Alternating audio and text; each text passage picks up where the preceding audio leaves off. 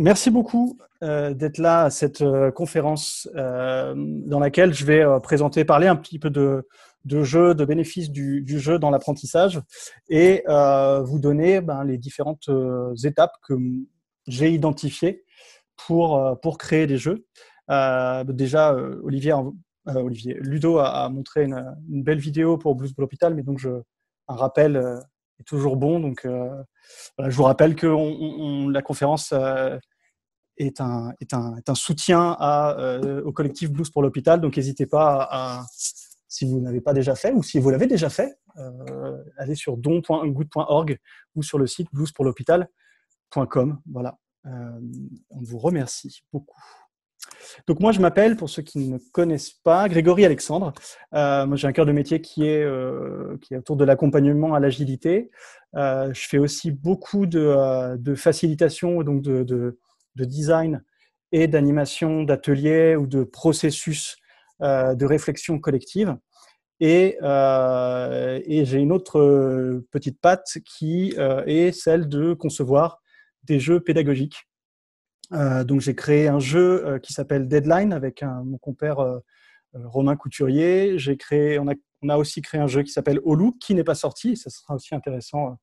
On a un jeu qui fonctionne, mais qu'on ne sort pas, parce qu'on estime qu'il n'est pas encore complètement fini. J'ai créé d'autres petits jeux pédagogiques autour de l'agilité.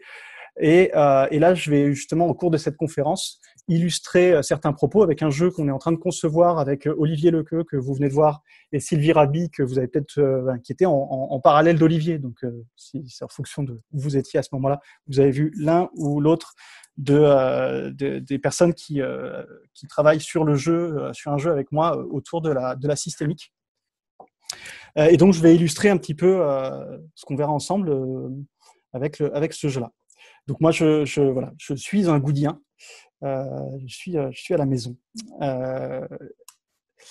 Donc la première chose que je voulais vous proposer, c'est pour ça que je voulais tester le chat, c'était un petit jeu pour tester votre culture jeu de société. Alors moi, je fais principalement du design de jeu physique, pas du jeu vidéo, on le verra tout à l'heure, mais du serious game numérique.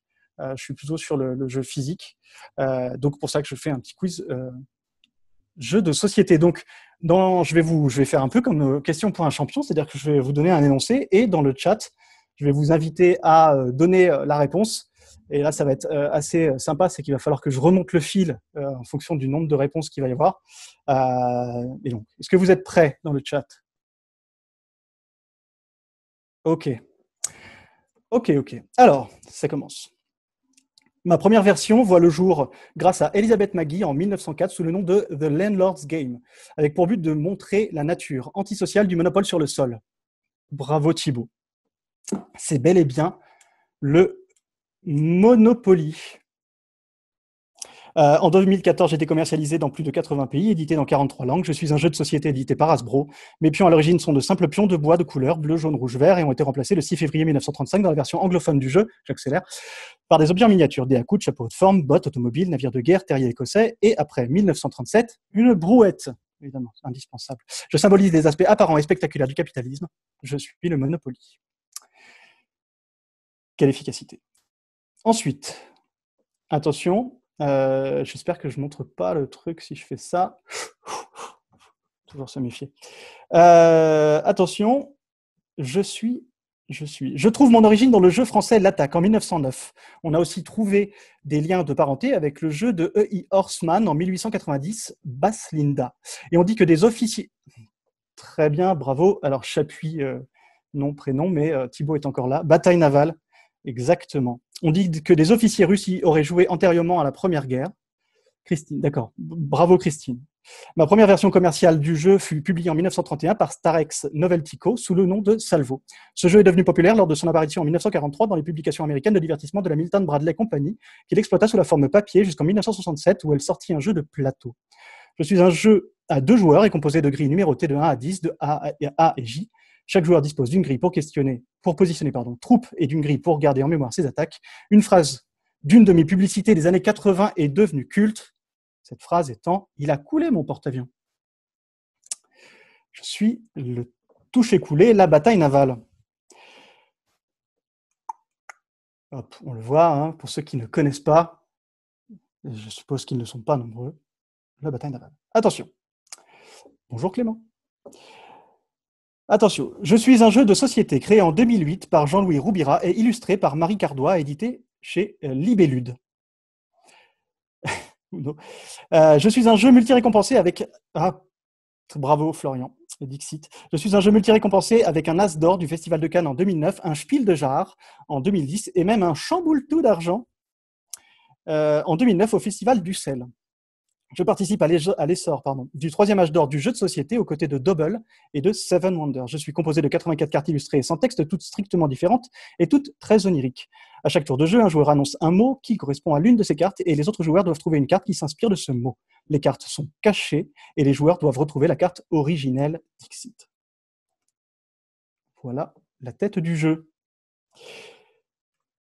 Je suis un jeu de société créé par Marie Danby et publié en France par MB en 1987. Je suis un jeu d'enquête plutôt orienté pour une catégorie enfant. Je suis constitué d'un plateau, de pions, de dés, ainsi que d'un transparent rouge, d'une carte spy et d'un miroir. Mes joueurs peuvent incarner au choix différents stéréotypes que n'aurait pas renié Michel Leb, comme Monsieur Ousson Metang, Monsieur Lipaoli, Monsieur Fouding, pour aller questionner Madame Diamang, Monsieur Rialo ou Monsieur Changpabong. Je suis, il n'y a pas eu la réponse. Pékin, je vois Pékin, c'est une partie du mot. Je suis... Ah, je n'ai pas le mot. Oui, les mystères de Pékin. Bravo. Je suis un jeu de société, créé par Philippe Kayertz en 2009 et édité par Days of Wonder, se déroulant dans un univers Heroic Fantasy. On m'a décerné le Trick Track d'or en 2009. Je suis un jeu d'expansion composé de 14 races et de 20 capacités. Mes parties se déroulent comme suit. Mes joueurs choisissent une race associée à une capacité et se positionnent sur mon plateau. À chaque tour de jeu, ils peuvent étendre leur territoire et attaquer l'ennemi. À un moment donné, s'ils ne peuvent plus s'étendre, ils passent en déclin leur race et en choisissent une autre. Small World, Laurent, bravo. Et en choisissent une autre. Mon nom fait référence au fait que le territoire est trop petit pour contenir toutes les races. Je suis Small World, un jeu un peu plus pour les joueurs. Voilà. Et le dernier. Mes origines historiques sont sujettes à débat, mais je remonterai à 2 ou 3 siècles, et mes racines remontent à la Renaissance sous le nom de Primero, jeu de cartes italien, avec l'accent. C'est aux États-Unis que prend mon essor dans sa version moderne. Ah, vous l'aimez le Uno, mais c'est pas Uno, je suis vraiment navré. Un premier témoignage historique est celui d'un acteur anglais, Joseph Crowell, qui raconte une forme de jeu qu'il voit pratiquer en 1829 à la Nouvelle-Orléans. En 1843, Jonathan H. Green décrit dans son œuvre littéraire An Exposure of Arts and Misery of Gambling l'expansion des jeux de cartes sur les bateaux à vapeur qui naviguaient sur le Mississippi. Les joueurs professionnels, parfois lynchés par des ligues puritaines dans certaines villes américaines, on sort des noms de jeux. Les joueurs professionnels, parfois lynchés par des ligues puritaines dans certaines villes américaines où elles parviennent à faire interdire le jeu, trouvent refuge sur ces casinos flottants pour plumer des riches commerçants d'esclaves ou de coton. Le poker. Exactement, je me joue avec un jeu de cartes classique et des jetons. Les termes comme tapis, dealer, check me caractérisent. Je suis le poker. Donc, voilà. Merci beaucoup d'avoir joué. D'habitude, je donne des bonbons, mais j'ai pas envie d'abîmer mon écran en vous les jetant. Donc, je n'ai pas préparé ça. En tout cas, il y a une première chose par rapport à la création de jeux qui facilite quand même pas mal. C'est celle d'avoir une culture de jeux de société. On y reviendra juste après dans le reste de la conférence, dans la suite de la conférence. Mais effectivement, en tout cas, il y a une facilité à avoir cette culture, notamment, on le verra, sur les différentes mécaniques pour pouvoir voir un peu quelles sont les différentes mécaniques et s'inspirer de choses existantes. Ça aide énormément. Bon, et là, c'était vraiment un petit jeu pour démarrer. Je vais faire un petit topo qui n'est pas si petit d'ailleurs sur les jeux sérieux et qu'est-ce qu'on met derrière cette terminologie de sérieux, de serious game, de gamification, et essayer d'un peu de faire la part des choses parce que moi, ce que j'ai observé en discutant et en accompagnant des personnes à créer des jeux, c'est qu'on se perd dans tout ce vocabulaire. Il est difficile de savoir si on est en train de gamifier, de faire du serious game. Et donc, je voulais un peu démystifier tout ça. Je voulais revenir un peu à une référence qui est celle de Johan Huizinga, qui est un historien néerlandais qui a travaillé sur la théorisation autour du jeu et qui a écrit les caractéristiques du jeu. Qu'est-ce qui caractérise un jeu par rapport au reste? Donc, il a ces 6 caractéristiques. La première est libre. Un jeu est un jeu parce qu'on a la possibilité de jouer ou de ne pas jouer. On a la liberté de jouer ou de ne pas jouer. Ne plus être libre de jouer ou non fait qu'un jeu n'est plus un jeu. Séparé, c'est espace et temps. Le jeu se situe à un moment donné dans une durée déterminée. Et quand cette durée ou cet espace est révolu, on sort du jeu. Donc le jeu, c'est un temps donné, un espace donné. L'issue est incertaine. Un des propres du jeu et du fait de jouer, c'est on ne sait pas exactement si on va gagner, perdre, ou de combien on va gagner, ou de combien on va perdre. Il y a une part d'incertitude, en tout cas, sur ces aspects-là. Improductive, et j'y reviendrai juste après. Improductive, à la base, c'est de se dire que tout ce qui se passe dans le jeu n'a pas d'effet matériel sur la réalité, le reste du monde. Je joue dans un jeu, on joue au Monopoly, on a de la monnaie, mais c'est la monnaie du Monopoly. C'est pas la vraie monnaie. La seule exception à tout ça, c'est le poker, où là, on va vraiment jouer d'argent, les jeux d'argent. Et donc, ça vient questionner aussi le jeu d'argent. Est-il réellement un jeu, au sens, en tout cas, de celui de Johan Huizinga? La particularité d'un jeu, c'est qu'il est réglé. Il y a des règles, il y a des normes. Ces normes très particulières au jeu, et c'est là où ça devient intéressant, c'est que elles sont pas. Ce qui est sujet au jeu n'est pas celui de la réalité. Ce qui est la règle de la réalité n'est pas forcément dans le jeu. Ce qui permet de vivre des expériences qui sont particulières dans le jeu, puisqu'on est sur un mode de règle spécifique. Et enfin, fictif. On est dans un environnement qui est, encore une fois, celui du jeu. Et donc, tout est possible. Tout est possible dans les règles de ce jeu-là. Pour ceux qui connaissent peut-être, il y a un sociologue français qui s'appelle Roger Caillois, qui a aussi repris les travaux de Johan Huizinga sur ces sujets de jeu et qui a repris ces 6 caractéristiques du jeu. Donc voilà pour cette notion. Moi, il y a quelque chose que je trouve très très important et vraiment fondamental dans ces 6 caractéristiques. C'est la première, c'est bel et bien le fait de dire le jeu est un jeu parce qu'on a le droit de jouer ou de ne pas jouer et on a cette liberté-là. Et ça, c'est un fondamental qu'on crée ou qu'on anime des jeux. Un peu d'historique très rapidement. Donc le terme de serious game, parce que c'est jeu sérieux, serious game, jeu pédagogique, on a plein de mots de vocabulaire pour dire à peu près la même chose.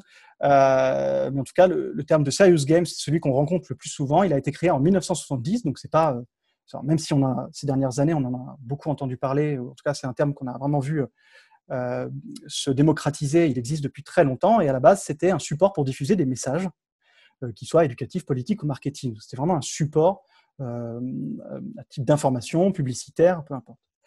Et en 2002, on a vraiment sa démocratisation au travers d'un jeu, d'un serious game, qui est un jeu vidéo qui s'appelle America's Army, qui est un jeu de simulation militaire de l'armée américaine, qui est par ailleurs devenu un jeu grand public aussi. Donc si on reprend, donc diffuser un message, dispenser un entraînement, c'est ça le serious game, pour permettre un échange de connaissances ou d'informations. Voilà des exemples de serious game. Quand on dit serious game, quand vous tapez sur Google serious game, la plupart du temps, vous allez tomber sur des jeux vidéo d'apprentissage. Et on voit que sur un médium informatique, numérique, pour ne pas dire digital, on a des formes qui peuvent être fondamentalement différentes. En haut à gauche, on va avoir des jeux en réalité virtuelle, avec les dernières technologies, des systèmes de quiz. En bas à gauche, on a le fameux America's Army, et en bas à droite, un jeu qui permet de se mettre dans la peau d'un ouvrier, pour tester une compétence, pour valider une compétence, pour s'entraîner, pour apprendre quelque chose. Le simulateur en haut à gauche, je n'ai pas le nom, je suis désolé, mais je pense que c'est un simulateur médical, pour être précis. Donc, j'ai pas le nom. Et donc, sur le format physique, il existe aussi plein de formats très très différents. On peut avoir des jeux qui vont utiliser des jeux de construction, en haut à gauche avec des Lego, des jeux de mouvement ou un peu fait avec un peu do it yourself sur le jeu au milieu qui s'appelle Communication Race, dans lequel avec quelques fils, un feutre, on peut parler coopération, leadership. Et pas mal de concepts. On a à gauche la petite vignette avec un plateau rouge, jaune et vert, un jeu qui s'appelle Playing Lean, qui est un vrai jeu de société autour des notions de Lean Startup, pour ceux qui connaissent.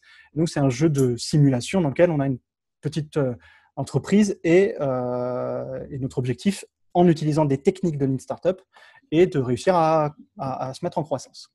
Il y a des jeux plus ou moins fun, des jeux qui vont être plus ou moins gamifiés, des jeux qui vont être des simulations plus dans le dur, avec des calculs, avec des choses comme ça, très professionnelles. Donc, par exemple, le jeu en bas à gauche, qui est un jeu de simulation de gestion de projet, dont je n'ai pas le nom non plus, je préfère prendre les devants, qui va se retrouver dans des entreprises qui font de la formation par le jeu. En bas, on a un jeu qui s'appelle Ballpoint Game, que certains peut-être connaissent, qui se joue avec des balles. On va utiliser le jeu pour faire découvrir des concepts du X, de user experience ou de design thinking. On voit qu'il y a du dessin, mais donc on va faire des mises en situation. Et en bas à gauche, le jeu Deadline, donc qu'on a co-créé avec Romain, qu'on a voulu être plus proche d'un jeu de société, même si c'est un jeu d'entreprise. Donc on voit qu'on a des formes très différentes sur ces aspects-là. Je ne sais pas si... Oui, c'est bon. Donc on a plein de formats possibles, des jeux de plateau, des jeux de loi avec des mélanges de quiz. On peut avoir des jeux utilisant que des cartes, des jeux de rôle, des jeux de déplacement physique, des jeux de construction. Et donc, le monde est possible, tout le monde est ouvert. On a plein de possibilités. On a des possibilités de combiner aussi tout ça. Et c'est ce que je vous disais tout à l'heure. Plus on va un peu être inspiré, connaître différents jeux, plus il sera facile d'aller trouver des mécaniques qui nous semblent intéressantes à partir du moment où on voudra créer nos jeux. Fin des années 2000, on voit apparaître le terme de gamification, en français ludification, lors d'une intervention du professeur Jesse Shell, game designer américain. Donc là, on parlait encore de jeux vidéo, donc comme quoi c'est vraiment à la base de ces concepts-là de jeux sérieux, c'est vraiment le numérique. Alors, en 1970, ça n'était pas encore dans le jeu vidéo, sur le serious game, mais voilà, on voit que c'est assez présent. Et donc, l'idée de Jesse Shell, sa visualisation, c'était de se dire que l'avenir, il avait imaginé un avenir dans lequel toutes les activités du quotidien seraient soumises au jeu et à ce jeu. Et donc, on voit apparaître le terme de gamification, qui vient se mettre à côté de la notion de serious game, mais là, on est un peu perdu. Gamification, serious game, en gros, c'est comment on applique des mécaniques de jeu dans une activité normale. Donc là, on a encore une fois différentes façons de voir la gamification. Celle qu'on connaît le plus, c'est le système de badge, de récompense. Bien souvent, d'ailleurs, première chose que je vois quand je discute de gamification avec des gens qui ont envie d'aller vers ça, c'est ils pensent très vite à c'est quoi la récompense, qu'est-ce qu'on pourrait, c'est des jetons, c'est quoi la matérialisation de la récompense. Mais c'est l'arbre qui cache la forêt, parce que derrière, la question, c'est quoi le processus, c'est quoi la mécanique qu'on veut mettre en place. La récompense n'étant qu'un des aspects de cette mécanique-là. Donc, dans les concepts de gamification, on avait un truc que j'ai beaucoup utilisé, je ne sais pas si vous connaissez l'application Foursquare, qui était une application dans laquelle vous arriviez dans un lieu, un resto, un café, un cinéma, et avec votre téléphone, vous indiquiez que vous étiez présent, et au fur et à mesure, vous gagnez des badges. Moi, je me souviens d'avoir fait ça avec des copains dans lequel c'était au premier qui ferait son check-in parce qu'il gagnait plus de points que son copain qui était juste en face à l'époque où on pouvait aller au café. Et donc, voilà, cette application Foursquare qui utilisait ça, l'application Night Challenge dans laquelle vous avez des chaussures connectées et en fonction des courses que vous faites, du footing, vous gagnez des points et ainsi de suite. Donc, se motiver à courir en utilisant le jeu. Alors, Foursquare, c'est se motiver à donner ces informations gratuitement en jouant. En bas à gauche, vous avez une photo avec des voitures et un radar. C'est une expérimentation qui a été faite en Suède, dans laquelle donc ils ont placé un radar de vitesse, un radar de vitesse, Vous aviez la possibilité de vous connecter au système de jeu qui était lié à ce radar, et en fait, vous gagniez des points si vous étiez en dessous de la limitation autorisée. Donc le but était d'inciter, d'éduquer au respect des limitations de vitesse, encore une fois par le jeu. Et ce qu'ils ont observé, c'est qu'après avoir enlevé ce radar, c'est que donc, radar qui avait été posé là où il y avait sensiblement des excès de vitesse, après avoir enlevé le radar, après avoir mené cette expérimentation, la vitesse moyenne avait fortement diminué. Donc, une forme très différente. Et si on en revient aux différentes formes possibles, on a aussi on peut gamifier des choses au travers de ce qu'on voit apparaître beaucoup aujourd'hui, au travers des escape games. On voit de plus en plus d'entreprises utiliser les escape games pour faire du recrutement. Par exemple, on peut être d'accord ou pas avec cette situation, mais en tout cas, c'est un état de fait. Il y a de plus en plus d'entreprises qui utilisent l'escape game pour tester les compétences des futurs collaborateurs ou pour faire du team building, quel qu'il soit, ou la murder party, un peu sur le même esprit. On a une enquête, on a quelque chose à trouver, on a un objectif, un enjeu, et comment on arrive à travailler ensemble pour réussir cet enjeu. Donc, gamification, application de mécaniques de jeu dans la vie, dans une activité de tous les jours. Il y a un concept que moi j'appelle jeu pour faire, qui s'apparente à de la gamification, et pourtant, qui s'apparente à de la gamification parce que c'est dans le titre. Innovation Game, Game Storming. Je ne sais pas s'il y en a qui ne connaissent pas du tout ces choses-là. Peut-être dans le chat, si vous le souhaitez. De toute façon, je vais y revenir rapidement. Donc, les Innovation Games de Luc Homan ou le livre de Dave Gray, Sunny Brown et Macanofo, qui est aussi un site web, un Game Storming, pour ceux qui souhaiteraient voir. Je vais m'arrêter là. C'est deux bases de référence d'outils, de Canva, de formats d'ateliers pour faire de la créativité, de la création de produits, du planning, de la roadmap. Je ne sais pas si vous connaissez l'Empathy Map, par exemple. L'Empathy Map est un outil qui émerge du travail de Dave Gray sur le Game Storming.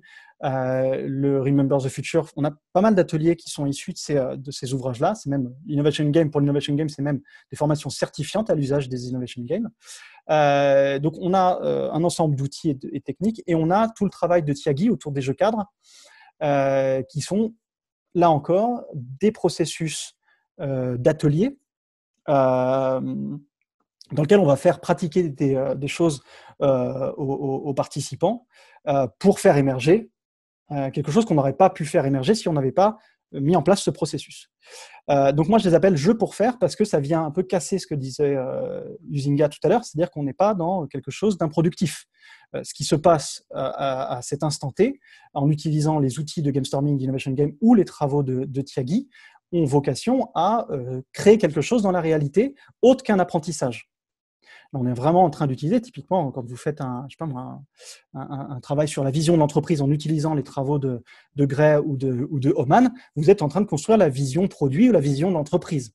Et vous allez la garder, elle ne va pas s'arrêter au moment où vous allez arrêter l'exercice. Donc ça questionne cette notion de jeu, et moi-même, je n'ai pas encore réussi à avoir une définition très précise de la frontière entre l'atelier et le jeu. Là où on voit qu'il y a un mélange de choses, et un mélange de concepts ou de représentations, puisque par exemple, les jeux pour faire qui sont ici décrits comme Game Storming, Innovation Game, pour moi, ressemblent plus à des ateliers qu'à proprement des jeux. Idem pour les jeux cadres de Tyagi, dans lesquels on va faire des choses à des participants, mais on n'est pas dans un cadre de jeu libre, improductif.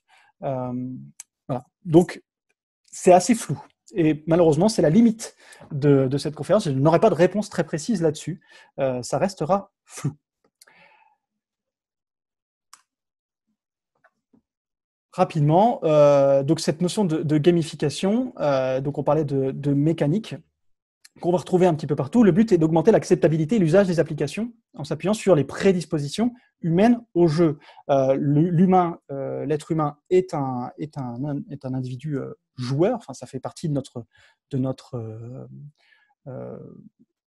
éducation, en tout cas de notre progression en tant qu'enfant. On apprend, tout est appris par le jeu. Après, en tant qu'adulte, on s'éloigne, et on sait qu'en tant qu'adulte, on a des gens qui restent joueurs ou qui le deviennent, et des gens qui s'en détachent complètement et qui ne le sont plus du tout. Mais ça fait partie de notre construction personnelle. Donc, pour reclarifier, gamification, ludification, c'est la structuration d'une activité sous forme de jeu.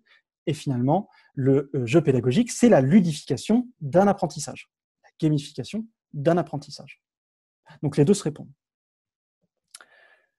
Pas de questions jusque-là. J'ai pas vu pas d'autres questions pour l'instant. Je ne sais pas, est-ce que vous avez... Je laisse un peu de temps. Non. Quelques caractéristiques de jeux pédagogiques par rapport aux jeux de société qu'on va rencontrer, chez nous, dans la vie personnelle. La particularité du jeu pédagogique, c'est qu'il n'y a pas toujours de condition de victoire. La victoire d'un jeu pédagogique, c'est celle d'avoir appris quelque chose. Donc, on peut jouer, ne pas avoir particulièrement de conditions de j'ai gagné ou j'ai perdu, et pourtant on a quand même gagné, on a gagné l'apprentissage tout au long du processus. On va avoir des jeux dans lesquels, par exemple, on va comparer les points gagnés d'une équipe à l'autre. Les deux ont gagné, pas gagné, peu importe. En tout cas, le jeu en lui-même ne porte pas cette notion de victoire. Par contre, il porte en lui l'apprentissage. Potentiellement. On peut, par exemple, dans le cas de Playing Lean, on a des cartes qui vont nous dire quels sont les concepts du Lean Startup qu'on doit mettre en œuvre, qu'est-ce qu'elles apportent et pourquoi c'est intéressant de les prendre. On va avoir des jeux qui vont vraiment nous orienter soit vers la mauvaise façon de faire, soit vers la bonne façon de faire. Donc, soit le jeu, il porte en lui l'apprentissage, soit il faut le débriefer. Et ça, c'est une étape importante. On y reviendra dans la création de jeu. C'est la réflexion qu'on va avoir en termes pédagogiques. C'est quoi l'objectif pédagogique du jeu-là et comment je travaille cet aspect pédagogique dans le jeu que j'ai envie de créer. Donc, je vous ai mis quelques questions de débrief parce que donc c'est une conférence que j'ai déjà donnée 2-3 fois et on m'avait dit tu nous as pas parlé du débrief, donc je vous mets ma manière, moi, d'envisager le débrief, qui est déjà la base, c'est un bon débrief se fait par des questions ouvertes, un jeu pédagogique, rien de pire qu'un jeu pédagogique dans lequel, en sortie au moment du débrief, vous dites exactement ce que devait vous apprendre le jeu. Voilà, vous venez de jouer à ça, il devait vous apprendre ça, bravo, vous avez appris donc quelque chose. Déjà, la première chose, c'est que non, les gens n'ont pas forcément appris quelque chose. Et donc, si vous leur dites à la fin ce qu'ils devaient apprendre sans qu'ils l'aient expérimenté, à quoi ça servait de jouer, d'une, et potentiellement, ils peuvent refuser ces clés d'apprentissage puisqu'ils n'auront pas vécu cette même expérience. Donc, des questions ouvertes qui vont susciter de l'émotionnel, du vécu, et de faire un débrief vraiment tiré par l'expérience. Donc, du remontant plus que du descendant.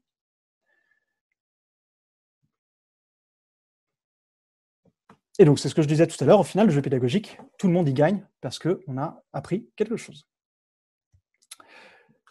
Quelques apports du jeu pour faire passer des messages. La première chose, c'est que le jeu supprime des frictions vis-à-vis de l'aspect descendant et magistral d'un apprentissage. Par exemple, cette conférence, peut-être que vous avez déjà décroché depuis longtemps, l'informatique aidant pas, la caméra aidant pas, on aurait peut-être pu faire un jeu et vous seriez resté plus concentré. On a l'aspect VACOG, donc l'utilisation des canaux sensoriels, visuels, auditifs, kinesthésiques, odorat, gustatif, peut-être moins, il y en a.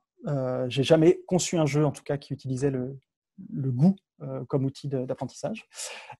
Et la force du jeu, c'est que ça va susciter des émotions. Un bon jeu bien équilibré génère de la frustration et du plaisir, et c'est ces émotions qui vont venir ancrer les apprentissages. Donc on a sur l'apprentissage de concept, on a aussi un effet de levier de sociabilité. On est dans un jeu avec un espace et un temps délimité dans lequel, normalement, mis à part l'apprentissage, le résultat du jeu est improductif, donc n'engage pas la réalité. On a donc la possibilité, dans un environnement avec ses propres règles, dans son propre système, d'expérimenter des choses, de rater, mais de recommencer. Et donc, on a un droit à l'erreur qui se génère, un droit à l'expérimentation. On a aussi une remise à plat des repères sociaux, c'est-à-dire que tout le monde, un bon jeu fait en sorte que tout le monde est bien égal face au jeu, et donc ça va venir casser la hiérarchie, si possible, les fonctions, et les groupements de personnes, les effets d'influence. C'est pas toujours évident, hein. On a aussi des effets d'influence aussi dans le jeu, mais à la base, on va créer un autre environnement qui va venir casser ces codes-là. En tout cas, c'est ce qu'on cherche à obtenir. Ce qu'on a observé, nous, en créant Deadline aussi, c'est que le jeu avait donné cette capacité. Donc, Deadline, qui est un jeu de gestion du temps, et on a créé ce jeu-là parce qu'on avait des difficultés de parler de gestion du temps avec les personnes, parce que la gestion du temps, c'est quelque chose de très personnel, qui peut être en plus culpabilisante. T'as mal géré ton temps, comment ça t'as pas le temps, organise-toi. Et donc, attaquer frontalement la notion de gestion du temps était assez difficile. Et donc, on a créé ce jeu-là justement pour initier la conversation autour de ça et de traiter ce sujet sensible par le jeu. Parce qu'on est dans un contexte, encore une fois, sécurisé d'expérimentation et dans lequel on va faire remonter des choses de la réalité dans le jeu.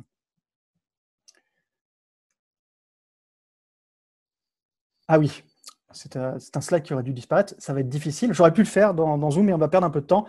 Normalement, posez-vous la question, en tout cas, de savoir quels sont les meilleurs jeux pédagogiques auxquels vous avez joué. Vous pouvez le mettre dans le chat, d'ailleurs. Ça peut être intéressant, transformer ça en partageant pour vous des jeux. Peut-être que des gens, en remontant dans le chat, pourront taper dans Google le nom de ces jeux-là et les retrouver. S'il y en a quelques personnes qui veulent partager des jeux pédagogiques qu'ils apprécient particulièrement. Donc Lego for Scrum, Lego Serious Game, donc un jeu d'apprentissage du Scrum, de la méthodologie Scrum au travers des Lego. On avait une photo d'ailleurs d'un atelier que j'avais animé dans un des slides pour remonter le fil très rapidement. Hop. Voilà ce que vous avez en haut à gauche. Lego for Scrum. D'autres concepts?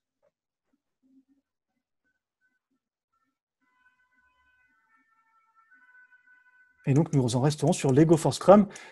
Le name game, multitasking name game, donc un jeu sur le flux à Delegation Poker, très intéressant. Donc le name game, qui est un jeu sur la notion de multitâche et de gestion du flux. Le Delegation Poker, donc ça c'est intéressant, c'est effectivement une pratique de gamification. Donc là ça questionne un peu comme ce que je présentais sur les travaux de Oman et de Gray ou de Tyagi. La notion de jeu à ce niveau-là, le Delegation Poker, donc cet outil, on utilise des cartes pour obtenir des chiffrages avec les équipes. C'est un atelier, c'est-à-dire que le chiffrage qu'on va faire émerger lors de ce jeu a bien un impact sur la réalité, c'est-à-dire sur le projet. On est dans l'outillage gamifié, et donc c'est plutôt un jeu pour faire le Delegation Poker, parce que c'est vraiment l'utilisation des cartes comme médium. C'est bon? Ok. Alors, je vais passer à la phase de... Je ne sais pas si des personnes ont des questions, des remarques, des choses par rapport à voilà, c'est un peu cette théorie que j'ai fait autour du jeu. Je ne sais même pas quelle heure il est. 15h36, j'ai encore 25 minutes, donc ça va. J'ai l'impression d'avoir jamais été aussi large. C'est bien, au moins. N'hésitez pas, hein, s'il y a des questions. Moi, j'ai le chat sous les yeux, donc. Ouais, bon, ça va. Moi, je le regarde aussi, je l'observe. N'hésitez pas à interagir, à poser des questions. Plus on a un peu de temps, donc c'est bien. Ça peut être plus agréable. Comment on convainc les réfractaires? Il y a effectivement vraiment quelque chose d'important. J'en reviens encore à Huizinga, qui est cette liberté de pouvoir jouer ou non. Il y a deux choses qui vont venir travailler les réfractaires. Et ces deux choses ne sont pas forcément nobles. Enfin, en tout cas, il y en a une des deux qui n'est pas forcément noble. La première qui n'est pas noble, je vais commencer par la pire, c'est la pression sociale. C'est le fait de se dire, si je suis dans un groupe dans lequel il n'y a que des joueurs, les réfractaires vont se faire submerger par les joueurs et vont se dire, si je ne joue pas, je passe pour qui et ça ne va pas le faire. Et donc, ils vont potentiellement jouer. Et dans un cas, ça peut être terrible, parce que je me sens obligé de le faire, c'est pas agréable, je passe un très mauvais moment, et personne ne devrait passer un très mauvais moment dans un jeu. L'autre possibilité, c'est de se dire, de prime abord, je suis réfractaire parce que dans mon inconscient ou dans ma structuration je suis pas un joueur. Et en fait, pris dans l'exercice, je vais peut-être prendre du plaisir. Donc, c'est un pari que je prendrais pas forcément, mais ça m'est déjà arrivé. Donc ça m'est arrivé dans les deux cas, c'est-à-dire quelqu'un qui a vraiment passé un très mauvais moment, et j'en suis encore maintenant désolé, et des moments où ça a été une bonne surprise. Et sinon, il y a la possibilité de dire tu ne veux pas jouer, ne joue pas. Observe. Si tu veux observer, n'entre pas là-dedans. Si on parlait tout à l'heure de jeux pour faire, les jeux pour faire, ça va devenir plus compliqué parce que théoriquement, c'est censé apporter quelque chose dans la réalité. Donc la personne qui veut pas jouer le jeu, ça questionne non pas le rapport au jeu, mais le rapport au projet, à l'entreprise, à l'équipe, peu importe. Mais en tout cas, je pense qu'il y a quelque chose qui est fondamental pour s'assurer de faire bien les choses, c'est de laisser cette liberté. Donc voilà, c'était bien ça, la notion de delegation poker. Je pense qu'il faut laisser observer, peut-être dans un premier temps en termes d'expérimentation, dire ok, tu ne participes pas, laisse ceux qui ont envie pour qu'on s'entraîne et vois ce qui en ressort, et après débriefer après la personne en disant alors qu'est-ce que tu as vu dans ce jeu, qu'est-ce qui te plaît, qu'est-ce qui te plaît pas. Des fois on est campé sur ses positions, des fois on a raison de trouver ça inutile. Je pense que voilà, laisser la liberté serait le meilleur moyen de montrer que c'est pas un piège, et donc peut-être que on donne un peu plus envie aux personnes de jouer en fait, en leur laissant la possibilité de ne pas jouer.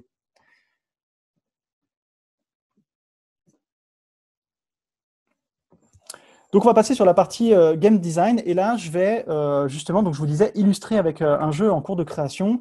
Donc ce qui tombe bien, c'est qu'en ce moment, en temps de confinement, comme on est tous les uns chez les autres, on est en train de le faire en utilisant des outils en ligne. Donc pour le partage d'écran, ça sera d'autant plus facile.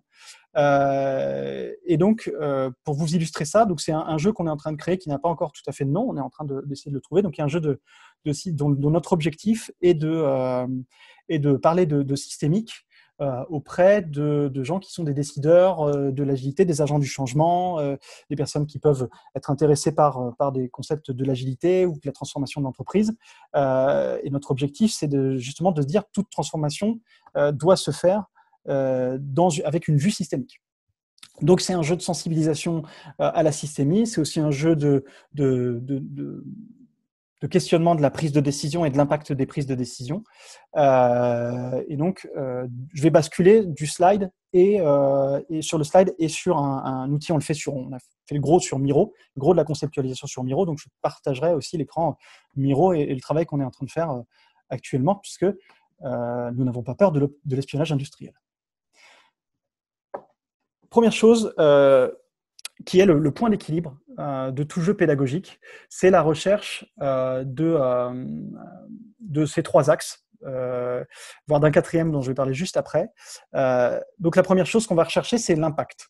L'impact pédagogique. C'est un jeu pédagogique n'a d'intérêt que s'il est pédagogique. Si c'est juste un jeu pour s'amuser, c'est un jeu de société, ce n'est pas un jeu pédagogique. Donc il y a quelque chose qu'il faut systématiquement garder en tête, c'est l'effet d'impact pédagogique. Le deuxième, je vais basculer sur le côté fun, l'amusement. De la même manière qu'un jeu pédagogique reste un jeu s'il n'est pas pédagogique, un jeu pédagogique n'est pas un jeu s'il n'est pas fun, s'il n'a pas une part d'amusement, s'il n'a pas une part de plaisir. Dans ce cas-là, c'est un atelier. On peut l'appeler atelier classique, simple, du matériel, des post-it, des feutres, des tableaux, un outil informatique, peu importe. C'est pas un jeu, parce que le jeu suscite de l'émotion et du plaisir. C'est quand même mieux. L'équilibre fondamental, et qui est probablement le plus difficile à obtenir en création de jeu, c'est la simplicité. Comment j'arrive à créer quelque chose, un jeu, qui soit efficace directement, qui n'a pas ce qu'on appelle de coût d'entrée, c'est-à-dire le coût d'apprentissage de la mécanique du jeu, qui viendrait se superposer au coût d'apprentissage du concept. C'est-à-dire que si c'est trop cher de comprendre le jeu, comment voulez-vous que j'ai encore de l'espace disponible pour apprendre les concepts qui sont derrière ce jeu-là? Donc, aller à la recherche de la simplicité, puisque un jeu qui est compliqué va nuire au fun et à l'impact pédagogique. Et donc, c'est un équilibre. Et donc, il y a un quatrième axe que je n'ai pas représenté ici, qui est, si vous souhaitez faire des jeux commerciaux, qui va être le coût matériel de production, le coût de production du jeu, qui peut venir forcément, qui va avoir un effet systémique, soit sur la simplicité, sur le fun ou sur l'aspect pédagogique. Et en fait, il va systématiquement falloir tourner sur ces différents axes pour trouver le jeu qui fait mouche, le bon jeu. Première étape de la création de jeu, la première question à se poser, c'est pourquoi ? Pourquoi, au lieu j'ai des concepts en tête, j'ai des choses que j'ai envie de transmettre, j'ai une information à communiquer, peu importe, pourquoi je vais utiliser le médium du jeu et pourquoi je vais me lancer dans un investissement qui peut être coûteux pour passer ces apprentissages. Donc la question, c'est vraiment la première question, pourquoi faire ? Et donc on va aller se poser, on a un sujet pour le fond, le jeu n'étant qu'un cadre. Le jeu n'est pas une fin en soi. La transmission pédagogique l'est. Donc, c'est quoi le jeu pour le fond ? C'est quoi le concept qu'on a envie de partager ? Et on va prendre ce concept-là, ou ces concepts, et on va venir les décortiquer au maximum, comprendre toute la mécanique qui fait que, et ça va nous donner de la matière pour le jeu. Ça va nous permettre de poser aussi les premières pierres du débrief, et la recherche de questionnement de débrief nous permettra aussi de savoir ce qu'on a envie d'intégrer dans le jeu. Donc, je vais vous l'illustrer avec notre jeu Miro. Donc, nous, alors, vous voyez bien la fenêtre, c'est lisible. Je vais sans doute zoomer un petit peu aussi. C'est bon pour vous ? Ouais, c'est bon. Donc, on a posé les bases. Notre objectif, c'était de transmettre cette approche systémique. Et aussi, puisque nous, chez Good, on est... on fait de l'accompagnement à l'agilité d'entreprise, c'est aussi de porter notre façon de voir les choses, qui est de ce qu'on appelle, nous, l'agilité agnostique, c'est de pouvoir se dire, dans ce jeu-là, on veut amener des concepts agiles et démontrer que des fois, l'agilité peut avoir un effet levier positif et des fois, potentiellement, empirer les choses. Puisqu'on est parce que c'est de la systémique, c'est pas simple, c'est qu'on est dans un monde complexe, on est dans un monde systémique. On a apporté chacun, vous voyez ici, un peu nos pierres à l'édifice. Qu'est-ce qu'on a envie de faire ? Parce que ce qui est fondamental pour créer un jeu, c'est d'avoir envie de créer un jeu et d'avoir vraiment cette énergie à mettre là-dedans. Il faut avoir une vraie motivation parce que c'est pas facile. On pense que jeu, c'est fun, mais en fait, ça demande, c'est une discipline, c'est un exercice, c'est une construction, c'est un vrai projet. Et donc, il faut une vraie motivation et il faut avoir envie faut s'y retrouver dans cette construction. On a fait une petite... nous, on cherche aussi à faire quelque chose de différent, forcément. Donc, on a fait une étude de l'existant et des jeux déjà existants. On a partagé les différents concepts. Quelle idée on s'était faite d'un jeu sur la systémique. Et on a posé chacun, quels sont les éléments de débrief qu'on voulait avoir. Donc, voilà, on est vraiment parti sur qu'est-ce qu'on a envie de faire, qu'est-ce qu'on entrevoit déjà comme jeu. Et on a basculé très vite, on revient systématiquement sur est-ce que ce qu'on est en train d'identifier et d'imaginer permet de basculer sur ces éléments de débrief ou ces éléments de concept. On a posé aussi quelques éléments de concept de systémique. Donc on s'appuie sur notre expérience personnelle, on s'appuie aussi sur les travaux de la 5e discipline de... j'ai oublié son nom, mais heureusement... Oh, mais c'est joli, tiens. Hop, des travaux de Peter Senge. Donc, on veut aussi essayer de voir comment on peut simuler ces concepts-là par le jeu. Donc, on a posé les premières briques avec nos idées de concept et les éléments de débrief. Je rebascule sur les slides. Paf. Ensuite, pour qui on veut le faire ? C'est un petit canevas que j'avais fait dans une formation justement de game design. J'ai une société qui m'a contacté pour faire un jeu sur le sexisme. Et donc j'ai construit un processus de formation et d'accompagnement avec une demi-journée de cadrage pour comprendre justement quels étaient les objectifs, la situation, la maturité vis-à-vis du jeu des personnes. Une journée de formation avec un objectif, c'est d'avoir un prototype en sortie et des demi-journées d'accompagnement. C'est juste un petit processus d'accompagnement. Et dans le cadre de cette formation, j'avais fait un canevas donc qui est un persona, pour ceux qui connaissent, orienté sur le jeu. Et ce qu'on voit dans ce Canva, donc au-delà du qui on a affaire, il y a un questionnement et sur la relation vis-à-vis de l'apprentissage théorique et vis-à-vis du rapport au jeu. On parlait tout à l'heure des réfractaires. Typiquement, voilà, l'idée c'est de questionner est-ce qu'on va avoir devant nous des gens qui ont de l'appétence pour ce concept-là ou pour ce sujet-là, ou qui en ont rien à faire, ou qui en sont même réfractaires. Sur le sexisme, c'était assez sensible. Et aussi par rapport au jeu, à qui on risque d'avoir affaire, ou à qui on a le plaisir d'avoir affaire.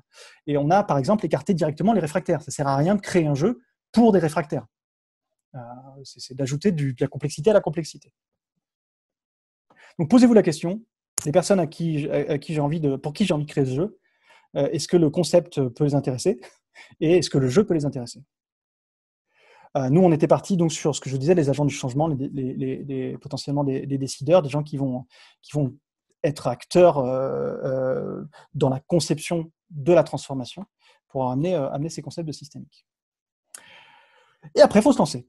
Donc, j'ai mon concept, je sais pour qui je veux le faire, donc j'ai mon objectif pédagogique, et il faut se lancer. Pour se lancer, ce que je vous disais tout à l'heure, c'est s'inspirer. Donc là, c'est une table. Donc dans la formation, j'avais amené et tout le monde avait amené des jeux de société. Et au cadre de la formation, on va venir piocher les gens allaient piocher dans les différents jeux. On voit encore une fois qu'il y a différents formats. On a les jeux de plateau, les jeux de société, et on peut aller voir un petit peu ailleurs ce qui existe. Justement, nous, quand on a regardé pour le jeu systémique, on a vu qu'il y avait des jeux, par exemple, le jeu de la ficelle. Moi, il y a un autre jeu de déplacement que je connais autour de la systémique. Et donc, qu'est-ce qu'on a envie de faire de notre jeu et comment on a envie qu'il soit différenciant ou quel point de similarité on veut créer.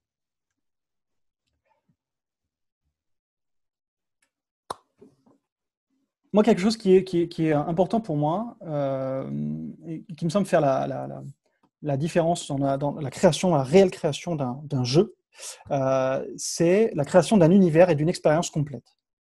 Et donc, ça passe par le storytelling. La particularité, par exemple, des jeux pour faire que les travaux de Lucoman ou de Dave Gray, on a un storytelling. On met les joueurs dans un système un peu différent. On leur raconte une histoire et on leur demande de générer quelque chose en faisant un petit pas de côté, ce qui permet d'ouvrir les chakras, d'ouvrir la créativité. Et ça va être pareil sur l'apprentissage, c'est-à-dire que si on sort du contexte quotidien de l'entreprise avec ses relations, ses tensions, ses difficultés projets, ses relations politiques, et qu'on le déplace ailleurs, et qu'on enlève tout ça, le cerveau, d'un seul coup, est beaucoup plus disponible pour apprendre des nouveaux concepts.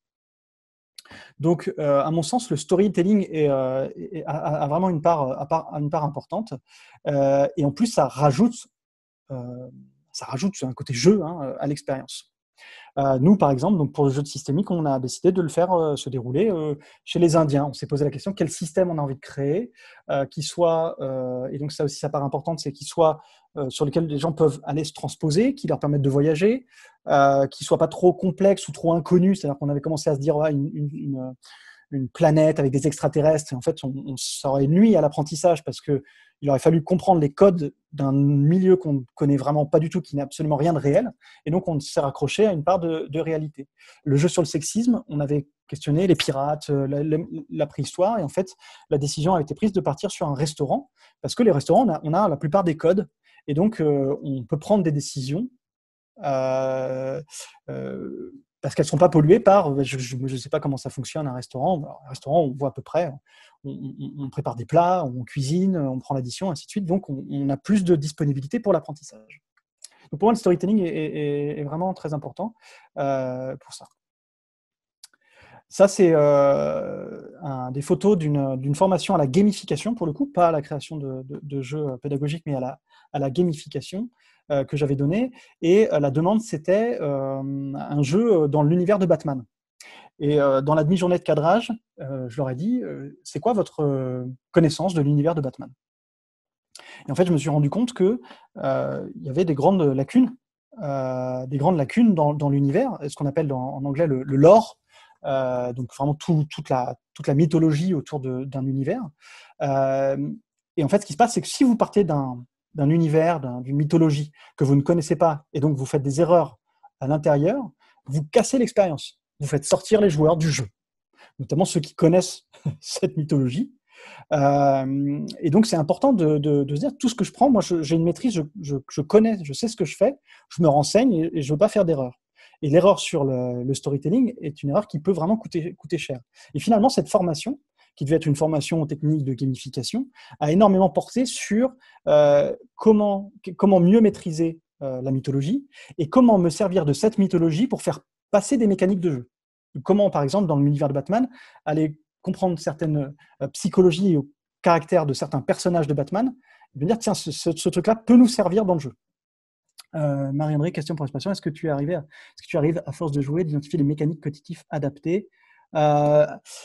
J'ai pas théorisé ça, c'est vraiment au feeling. C'est vraiment, je fais ça au feeling, c'est qu'à un moment donné, tu es en train de jouer au jeu et tu te dis, tiens, ça me fait penser à ce jeu-là.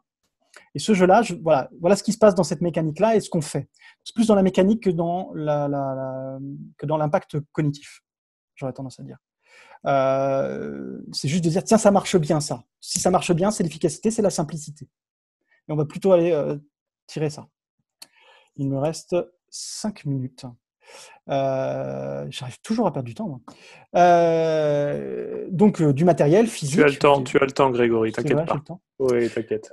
Du jeu physique, des jeux de plateau avec des pions, avec des dés, avec ce que vous voulez. On peut utiliser du numérique avec, on parlait tout à l'heure de jeux numériques, mais on peut avoir très bien l'utilisation de téléphone à l'intérieur d'un jeu de plateau. Je ne sais pas si les personnes se souviennent dans les années 90 de ces fameux jeux qui se jouaient avec un jeu de plateau et une VHS en 1 heure.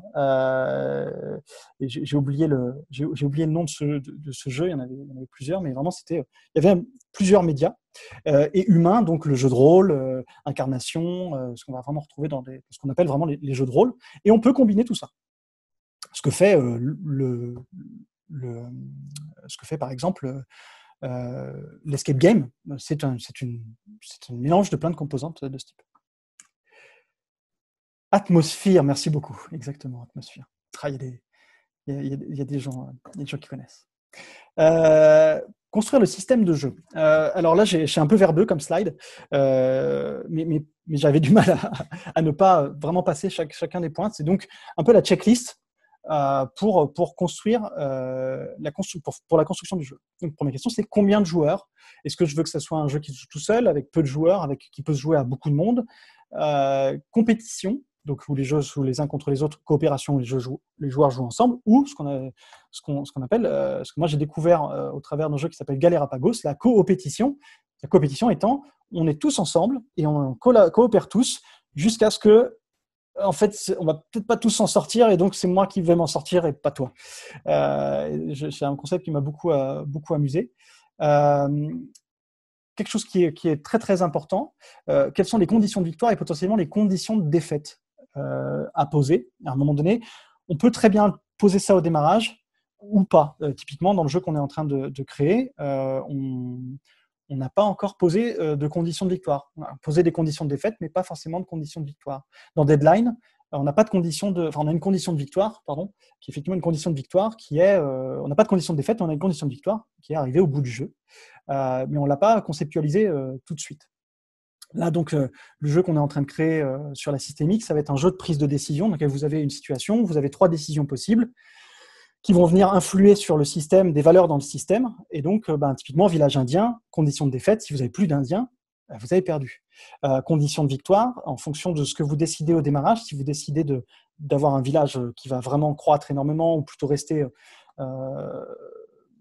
petit, on va avoir des indicateurs, du calibrage pour dire, OK, en fait, tu t'es rapproché de ton objectif.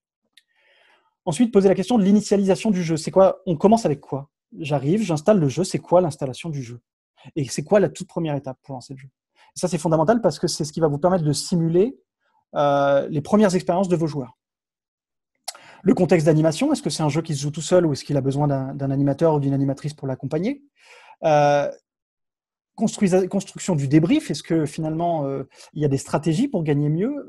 Quand on pense par exemple à un jeu comme le Marshmallow Challenge qui consiste à découvrir l'agilité en construisant une tour avec des spaghettis et des marshmallows, on veut faire passer le concept de de développement itératif, de construction itérative. Donc, théoriquement, la meilleure technique pour arriver à faire la tour la plus qui répond à la demande, c'est de le faire de manière itérative. Donc, ça vient induire la mécanique de jeu. C'est quoi le déroulé d'une session, globalement, et c'est quoi un tour? Et c'est vrai que quand on commence à identifier le tour, ça va vraiment beaucoup faciliter la capacité à tester le jeu rapidement et à voir si le jeu est complexe, le jeu est équilibré, le jeu est amusant, est-ce qu'on a oublié des étapes ou pas.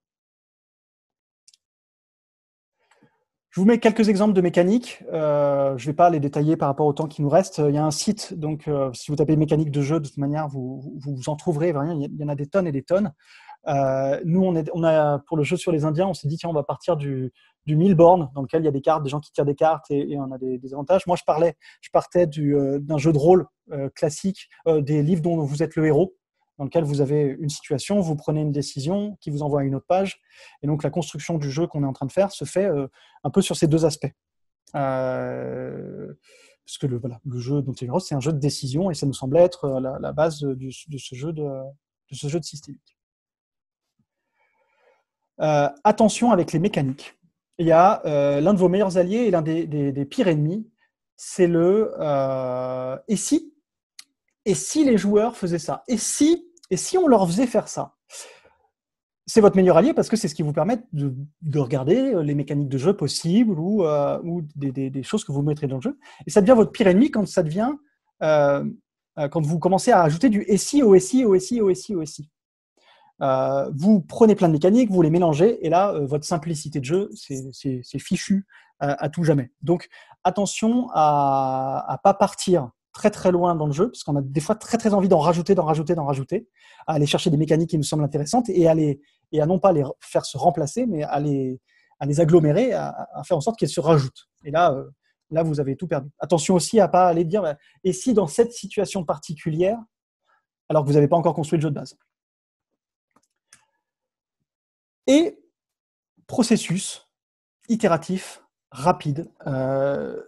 L'idée, c'est de construire vite, tester vite, entre vous, puis avec plus en plus de monde. Mais en tout cas, construire vite, tester vite, apprendre est-ce que le jeu fonctionne ou est-ce qu'il ne fonctionne pas. Ça ne sert à rien de partir dans des grandes phases de conception, parce que vous êtes la personne qui crée, donc vous êtes la personne qui savait exactement comment doit être fait le jeu. Et quand vous allez le mettre dans les mains de joueurs qui connaissent pas vos concepts, vous allez voir, ça va être le plus grand apprentissage possible. Donc, mettez le produit dans les mains de votre client le plus rapidement possible. Ça, c'est l'agiliste qui vous le dit. Exemple, prototype de Deadline. Deadline qui est maintenant un jeu avec vraiment de l'illustration, mais le premier prototype, c'était quelques morceaux de papier, des jetons récupérés dans des jeux, un dé aussi récupéré dans un jeu, et on testait ça juste entre nous. Prototype pour le jeu sur le sexisme. Dans la formation, on a plusieurs groupes et ils font chacun leur prototype. On voit que ça a des formes totalement différentes et le jeu final a été créé au travers vraiment de parties qui ont été prises de chacun de ces prototypes-là. Pensez aussi complexité. Créer un jeu simple, c'est complexe. Attention à l'ennui, on veut du fun. Attention au niveau de difficulté. On peut sortir les joueurs de l'apprentissage si le jeu est trop facile. Il n'y a pas d'enjeu, donc j'apprends rien. Il faut susciter un peu de frustration, de la difficulté. Et s'il est trop dur, c'est pareil non plus. On a l'impression de se faire piéger par le jeu, c'est pas possible. Difficulté, comme je vous le disais aussi, à rentrer dans l'univers. Tout le monde n'est pas égal face au jeu, je vous le disais tout à l'heure, il y a des joueurs, il y a des non-joueurs, et c'est difficile de pouvoir équilibrer tout ça. Et il peut y avoir des tensions existantes entre les joueurs, et là, en cours d'une partie, un jeu, ça va créer un univers, mais ça n'enlève pas... on cherche à supprimer les effets relationnels qu'on a dans la vraie vie, mais les gens qui ne s'aiment pas, ils ne s'aiment pas. Et le jeu peut exacerber ça, parce que ça vient tendre, ça vient créer de la tension. Donc ça peut exacerber les tensions existantes. Faire tester le plus vite possible, avec le plus de monde possible, dans plein de contextes différents. Ça sera le meilleur moyen de bonifier votre jeu et d'en faire quelque chose d'intéressant. Deadline, je crois qu'on en a fait 5 versions, dont deux ou 3 fondamentales, et après, c'est juste des petites évolutions. En bas à droite, vous avez le jeu sur le sexisme. Vous voyez qu'il ne ressemble pas du tout à ce qu'il était au départ. Et en haut à droite, le jeu au loup, qu'on a testé déjà rapidement entre nous, les Romains Couturier, et après avec d'autres personnes dans des événements faits pour. Vous continuez le cycle jusqu'à ce que vous ayez touché du doigt quelque chose qui fonctionne. Attention aussi au syndrome de l'artiste, à vouloir se dire il n'est pas parfait, il manque 2-3 trucs. Soyez à l'écoute le jeu fonctionne, le jeu peut fonctionner. Évolution de deadline, bon, je vais passer rapidement. Et donc, je voulais vous donner, pour finir, une petite recette de jeu facile à créer. Vous avez deux possibilités, deux options, soit partir d'un jeu existant et d'aller analyser la gamification, enfin la partie pédagogique de ce jeu-là. Je vous en ai mis 3 exemples. Keep Talking and Nobody Explodes, qui est un jeu vidéo qu'un collègue qui s'appelle Rémi, il utilise pour parler communication. Anabi, qui est un jeu de cartes qui peut être aussi utilisé sur les aspects de communication et de prise de décision collective, et Galerapagos, dont je vous parlais tout à l'heure, qui est ce fameux jeu de coopétition. Vous coopérez jusqu'à ce qu'on voit un peu les dynamiques personnelles. Donc il y a la possibilité de partir d'un jeu de société existant et d'aller tirer des enseignements pédagogiques, et la possibilité de partir d'un outil existant et de le gamifier. Donc voilà, on remet le planning poker. Je vous ai mis des exemples de jeux, le business model Canva de Osterwalder. C'est-à-dire que vous avez un concept, vous avez un outil, et vous allez créer une histoire, un storytelling autour pour le faire découvrir à des personnes. Moi, j'avais créé un jeu sur l'impact mapping qui s'appelait le marionnettiste. C'était une troupe de marionnettistes, parce que moi, je suis à Lyon, Guignol, tout ça. Donc, c'était des marionnettistes qui devaient créer un spectacle, et donc on utilisait l'impact mapping pour créer le meilleur spectacle possible. Et ensuite, à gauche, vous allez vous poser la question de savoir quel message vous voulez faire passer et commencer à créer le débrief, parce que tout le jeu est déjà là. Et à droite, vous allez prendre du recul sur votre manière de structurer l'outil et d'utiliser l'outil, et donc de construire le processus de jeu autour de l'outil. Et voilà. Je vous remercie pour vos 5 minutes de disponibilité supplémentaire.